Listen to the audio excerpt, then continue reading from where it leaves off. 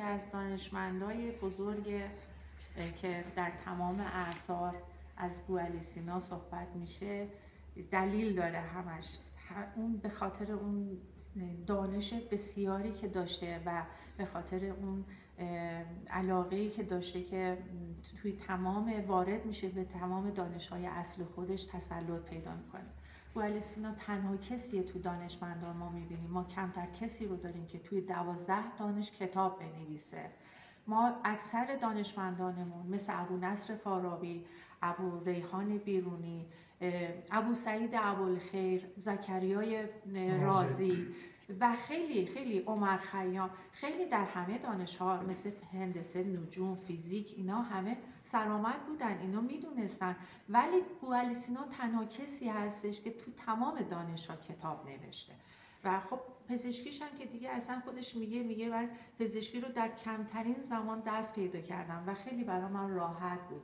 و اون چیزی رو که حالا تا سن 16 سالگی میگه تا سن 12 سالگی در مکتب و معلم خانگی براش میگیره پدرش عبدالله فردی بوده از رجال به اصطلاح دولتی دولت نوح ابن منصور سامانی در قرن 4 هجری قمری، 3 و 4 هجری قمری، که به روستای افشنه سفر میکنه. اونجا با دختری به نام ستاره آشنا میشه، ازدواج میکنه. چون در مأموریت بوده، چون مأمور کارهای مالیاتی دستگاه نوح ابن منصور سامانی بوده، حسابرسی اینها رو انجام میداده و اونجا 5 سال میمونه در افشنه.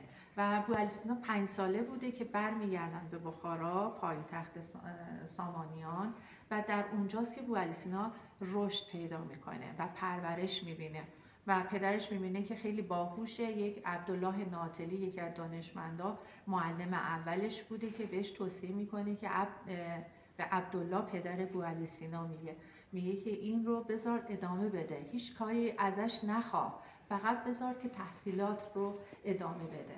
و به خاطر همینم چون یک فرد متمکنی هم بوده عبدالله سینا، میاد پسرش رو معلم خونگی براش میگیره. محمود مسا و کسای دیگه، شخصیت‌های دیگه رو دعوت میکنه. بوعلی‌سینا در جوار اونها، در کنار اونها خودش میگه من یاد گرفتم تا سن 12 سالگی که دیگه میگه متوجه شدم اون چی رو که از استادم سوال میکردم میدیدم جوابش رو خودم بهتر و صحیح‌تر میدونم.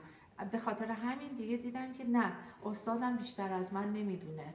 بعد از سن 12 سالگی شروع کردم در فنون و علومی که خیلی بهشون علاقه داشتم اونها رو مطالعه کردم. یعنی با مطالعات شخصی میگه تا سن 16 سالگی اون چی رو که خونده بودم دوباره 2 سال دیگه تکرار کردم تا سن 18 سالگی در تمامی دانش‌ها تسلط و